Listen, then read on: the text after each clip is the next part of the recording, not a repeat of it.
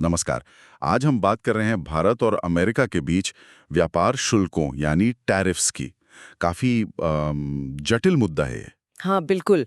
और हम कोशिश करेंगे कि जो जानकारी हमारे पास है उससे मुख्य बातें निकाल सकें। सही। तो सबसे पहले ये टैरिफ या शुल्क ये होते क्या हैं असल में? देखिए, सीधे शब्दों में कहें तो ये टैक्स है। एक देश लगाता है दूसरे देश से आने वाले सामान पर। अच्छा, टैक्स। हाँ, मकसद कई हो सकते हैं, जैसे अपनी घरेलू इंडस्ट्री को बचाना। हाँ, या फिर सरकारी कमाई बढ़ाना। बिल्कुल। और कभी-कभी तो ये व्यापारिक दबाव बनाने का एक तरीका भी होता है। हम्म। और भारत अमेरिका का जो व्यापारिक रिश्ता है वो तो काफी अहम है ना? बहुत ज्यादा। अमेरिका भारत की कई चीजों के लिए, जैसे कपड़े, फार्मा, सॉफ्टवेयर, इनके लिए बहुत बड़ा बाजार है। और हम भी तो अमेरिका से काफी कुछ लेते हैं। हवाई जहाज हैं, डिफेंस का सामान है, खेती से जुड़ी चीजें हैं। हाँ, बिल्कुल। तो फिर इस इतने अहम रिश्ते में ये शुल्क वाला पेंच कहाँ से फंसा? देखिए, यहीं पर बात थोड़ी दिलचस्प हो जाती है। ये जो शुल्क है ना, ये सिर्फ इकोनॉमिक्स का मामला नहीं है। मतलब ये राजनीतिक हथियार भी बन जाते हैं, डिप्लोमेसी का हिस्सा। हमने पिछले कुछ सालों में ये साफ देखा है। हाँ, वो 2018-19 वाला दौर याद आता है जब तनाव काफी बढ़ गया था। बिल्कुल। तब अमेरिका ने वो भारत समेत कई देशों से आने वाले स्टील पर 25%। हाँ, 25% और एल्यूमिनियम पर शायद 10% टैरिफ बढ़ा दिया था। बड़ा कदम था ये। हाँ, बहुत बड़ा। और फिर भारत ने भी जवाब दिया।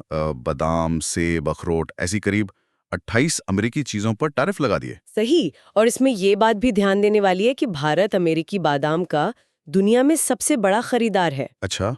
तो जाहिर है असर तो पड़ा होगा। हाँ, बिल्कुल पड़ा होगा। और फिर 2019 में एक और बात हुई। अमेरिका ने भारत का जीएसपी स्टेटस खत्म कर दिया। जीएसपी? बिल्कुल, वो जनरलाइज्ड सिस्टम ऑफ प्रेफरेंसेस। हाँ, वही। उससे क्या था कि हजारों भारतीय प्रोडक्ट्स को अमेरिका में ड्यूटी फ्री एंट्री मिलती थी। वो बंद हो गई। ओहो।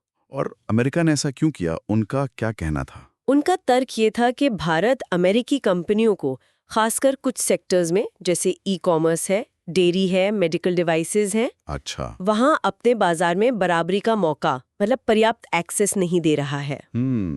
तो ये तो काफी लेयर्स वाला मामला है, सिर्फ टैरिफ बढ़ाने घटाने की बात नहीं है। बिल्कुल, बहुस्तरीय है ये। तो अगर देखें कौन सी चीजें ज्यादा प्रभावित हुई? भारत की तरफ से स्टील, एल्यूमिनियम और? हाँ, स्टील एल्यूमिनियम तो थे ही, कुछ कपड़े और केमिकल्स पर भी असर पड़ा। और जो भारत ने टैरिफ लगाए उनसे? अमेरिकी बादाम, सेब तो थे ही। हाँ। बादाम, सेब, अखरोट, चने, दालें और कुछ मेडिकल इक्विपमेंट भी थे उस लिस्ट में। काफी लंबी लिस्ट थी। हाँ। लेकिन ऐसा तो नहीं कि तनाव ही बना रहा हमेशा। हाल में कुछ सुधार भी तो हुआ है। हाँ, बिल्कुल। बाइडेन एडमिनिस्ट्रेशन आने के बाद से डिप्लोमेटिक लेवल पर माहौल कुछ सुधरा है। और वो जून 2023 में एक समझौता हुआ था ना, WTO वाले मामलों पर? हाँ, वो बहुत महत्वपूर्ण था। भारत और अमेरिका ने WTO में जो उनके 6 पुराने व्यापारिक विवाद चल रहे थे, उन्हें खत्म करने पर सहमति जताई। तो ये तो अच्छी खबर है। बिल्कुल। ये एक तरह से सुलह की तरफ एक बड़ा कदम है। ये दिखाता है कि जब फोकस बड़ी चीजों पर हो, जैसे स्ट्रेटेजिक पार्टनरशिप, टेक्नोलॉजी, हाँ, तो फिर ये व्यापार वाले मतभेद सुलझाने के रास्ते भी निकल आते हैं। सही बात है। तो इस पूरी चर्चा से क्या मुख्य बातें निकल कर आती हैं? पहली बात तो यही कि टैरिफ्स जो है वो व्यापार नीति के बहुत पावरफुल टूल है, आर्थिक भी, राजनीतिक भी।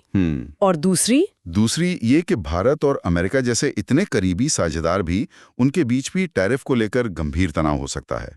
हमने देखा स्टील एल्यूमिनियम मुद्दा, जीएसपी वाला मामला। हाँ, देखा।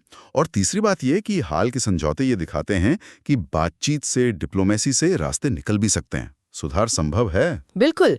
और ये सब हमें एक बहुत अहम सवाल पर लाके खड़ा करता है। क्या? ये भविष्य में क्या होगा? जैसे जैसे दुनिया भर में सप्लाई चेन बदल रही हैं, नई राजनीतिक परिस्थितियां बन रही हैं, हाँ। तो भारत और अमेरिका के बीच जो व्यापार का नाजुक सा संतुलन है, वो कैसे प्रभावित होगा? ये सोचने वाली बात है। इसका जवाब शायद अभी हमारे पास नहीं है, लेकिन इन तथ्यों के आधार पर इस पर विचार करना जरूरी है। बिल्कुल, आगे देखने वाली बात होगी ये।